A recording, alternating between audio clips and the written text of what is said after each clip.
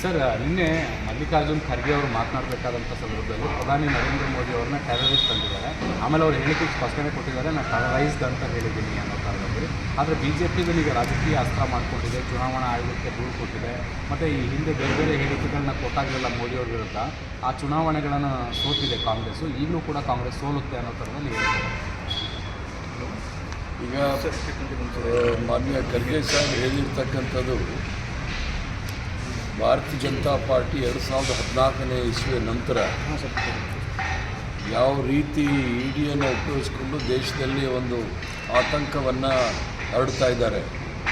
ದೊಡ್ಡ ಉದಾಹರಣೆ ಕರ್ನಾಟಕ ರಾಜ್ಯದಲ್ಲೇ 2 ದೊಡ್ಡ ಉದ್ಯಮಿಗಳು ಆತ್ಮಹತ್ಯೆ ಮಾಡಿಕೊಂಡಿದ್ರು. ಒಂದು ಮಾಜಿ ಮುಖ್ಯಮಂತ್ರಿಗಳ ಅಳಿಯ, ಮತ್ತೊಂದು ಈಗ ಒಂದು 6-7 ತಿಂಗಳ ಹಿಂದೆ ಬೆಂಗಳೂರು ನಗರದಲ್ಲಿರ್ತಕ್ಕಂಥ ಉದ್ಯಮಿ ಆತ್ಮಹತ್ಯೆ ಮಾಡಿಕೊಂಡಿರ್ತಕ್ಕಂಥದ್ದು ED, IT, CBI ರೈಡಲ್ಲಿ ಇದನ್ನು ಗಮನದಲ್ಲಿಟ್ಕೊಂಡು ಖರ್ಗೆ ಸಾಹೇಬರು ಹೇಳಿರ್ತಕ್ಕಂಥದ್ದು. 2014 ನಂತರ ಯಾರೇ ಅವರು ನರೇಂದ್ರ ಮೋದಿಯವರ ವಿರುದ್ಧ ಅಥವಾ BJP ವಿರುದ್ಧ ಇದ್ದರೆ ಅವರ ವಿರುದ್ಧ ED, IT, CBIನ ಉಪಯೋಗಿಸಿ ಒಂದು ರೀತಿಯ ಭಯದ ವಾತಾವರಣ ಸೃಷ್ಟಿ ಮಾಡೋದಕ್ಕೋಸ್ಕರ ಅವ್ರು ಹೇಳಿರ್ತಕ್ಕಂಥದ್ದು ಅದನ್ನು ಬೇರೆ ರೀತಿಯಲ್ಲಿ ಭಾರತೀಯ ಜನತಾ ಪಾರ್ಟಿ ಹೇಳ್ತಾ ಇದೆ.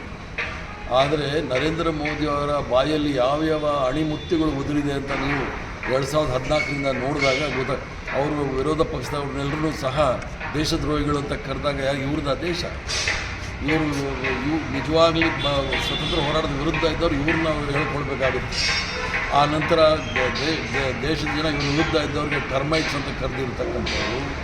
ಮತ್ತು ಯಾರಾದರೂ ಮಣಿಪುರಲ್ಲಿ ಅವರು ರೆಫ್ಯೂಜಿ ಕ್ಯಾಂಪಲ್ಲಿದ್ದಾಗ ಅವ್ರನ್ನ ಇವರು ಮಕ್ಕಳು ಉಡ್ಸ್ತಕ್ಕಂಥ ಈ ಕ್ಯಾಂಪ್ ಇದು ಅಂತೆಲ್ಲ ಹೇಳಿ ಮಹಿಳೆಯರಿಗೆ ಯಾವ್ಯಾವ ರೀತಿ ಪದಗಳನ್ನ ಅಣಿಮುತ್ತುಗಳನ್ನ ಉಪಯೋಗಿಸಿದ್ದಾರೆ ಅಂತೇಳಿ ನಾವೇನು ಹೇಳೋದು ಬೇಕಾಗಿಲ್ಲ.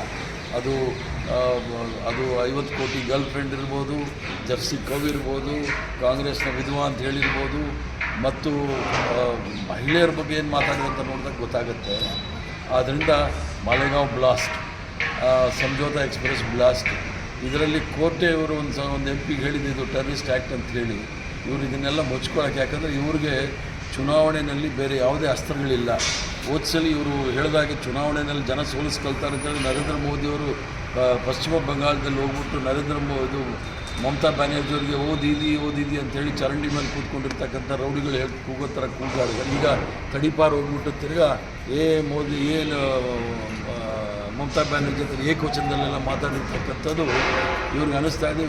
ಎಲ್ಲೂ ಸಹ ಭಾರತೀಯ ಜನತಾ ಪಾರ್ಟಿ ಗೆಲ್ಲೋದು ರೀತಿಯಲ್ಲಿಲ್ಲ. ಅದಕ್ಕೋಸ್ಕರ ಇದನ್ನು ಅಸ್ತ್ರ ಬಳಸ್ತಾ ಇದ್ದಾರೆ. ಇದೆಲ್ಲ ನಡೆಯೋದಿಲ್ಲ ಅನ್ನೋದು ಭಾಳ ಸ್ಪಷ್ಟವಾಗಿ ಚುನಾವಣಾ ಆಯೋಗಕ್ಕೆ ದೂರು ಕೊಡ್ತಾ ಇರ್ತಕ್ಕಂಥ. ಯಾಕೆ ಅಂತ ಹೇಳಿದ್ರೆ ನರೇಂದ್ರ ಮೋದಿಯವರು ಮನ್ ಕಿ ಬಾತ್ ಮಾತಾಡೋ ಸಂದರ್ಭದಲ್ಲಿ ದೇಶವನ್ನು ಉದ್ದೇಶಿಸಿ ಮಾತಾಡಲಿಲ್ಲ.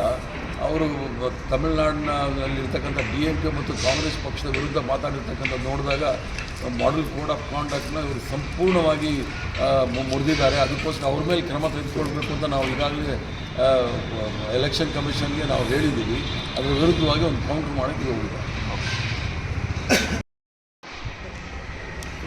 ಸರ್ ನಿನ್ನೆ ಮಲ್ಲಿಕಾರ್ಜುನ್ ಖರ್ಗೆ ಅವರು ಮಾತನಾಡಬೇಕಾದಂಥ ಸಂದರ್ಭದಲ್ಲಿ ಪ್ರಧಾನಿ ನರೇಂದ್ರ ಮೋದಿ ಅವ್ರನ್ನ ಟೆರರಿಸ್ಟ್ ಅಂದಿದ್ದಾರೆ. ಆಮೇಲೆ ಅವರು ಹೇಳಿಕೆಗೆ ಸ್ಪಷ್ಟನೆ ಕೊಟ್ಟಿದ್ದಾರೆ, ನಾನು ಟೆರರೈಸ್ಡ್ ಅಂತ ಹೇಳಿದ್ದೀನಿ ಅನ್ನೋ ಕಾರಣದಲ್ಲಿ. ಆದರೆ BJP ಈಗ ರಾಜಕೀಯ ಅಸ್ತ್ರ ಮಾಡಿಕೊಂಡಿದೆ, ಚುನಾವಣಾ ಆಯೋಗಕ್ಕೆ ದೂರು ಕೊಟ್ಟಿದೆ. ಮತ್ತು ಈ ಹಿಂದೆ ಬೇರೆ ಬೇರೆ ಹೇಳಿಕೆಗಳನ್ನ ಕೊಟ್ಟಾಗಲೆಲ್ಲ ಮೋದಿಯವ್ರ ವಿರುದ್ಧ ಆ ಚುನಾವಣೆಗಳನ್ನು ಸೋತಿದೆ ಕಾಂಗ್ರೆಸ್ಸು. ಈಗಲೂ ಕೂಡ ಕಾಂಗ್ರೆಸ್ ಸೋಲುತ್ತೆ ಅನ್ನೋ ಥರದಲ್ಲಿ ಹೇಳ್ತಾರೆ. ಈಗ ಮಾನ್ಯ ಖರ್ಗೆ ಸಾಹೇಬ್ ಹೇಳಿರ್ತಕ್ಕಂಥದ್ದು ಭಾರತೀಯ ಜನತಾ ಪಾರ್ಟಿ 2014ನೇ ಇಸ್ವಿಯ ನಂತರ ಯಾವ ರೀತಿ EDಯನ್ನು ಉಪಯೋಗಿಸ್ಕೊಂಡು ದೇಶದಲ್ಲಿ ಒಂದು ಆತಂಕವನ್ನು ಹರಡ್ತಾ ಇದ್ದಾರೆ. ದೊಡ್ಡ ಉದಾಹರಣೆ ಕರ್ನಾಟಕ ರಾಜ್ಯದಲ್ಲೇ 2 ದೊಡ್ಡ ಉದ್ಯಮಿಗಳು ಆತ್ಮಹತ್ಯೆ ಮಾಡಿಕೊಂಡಿದ್ರು. ಒಂದು ಮಾಜಿ ಮುಖ್ಯಮಂತ್ರಿಗಳ ಅಳಿಯ, ಮತ್ತೊಂದು ಈಗ ಒಂದು 6-7 ತಿಂಗಳ ಹಿಂದೆ ಬೆಂಗಳೂರು ನಗರದಲ್ಲಿರ್ತಕ್ಕಂಥ ಉದ್ಯಮಿ ಆತ್ಮಹತ್ಯೆ ಮಾಡಿಕೊಂಡಿರ್ತಕ್ಕಂಥದ್ದು ED, IT, CBI ರೈಡಲ್ಲಿ. ಹೆಚ್ಚಿನ ವಿಡಿಯೋಗಳಿಗೆ ಪ್ರತಿಧ್ವನಿ YouTube ಚಾನೆಲ್ ಸಬ್ಸ್ಕ್ರೈಬ್ ಮಾಡಿ, ಬೆಲ್ ಐಕಾನ್ ಕ್ಲಿಕ್ ಮಾಡಿ.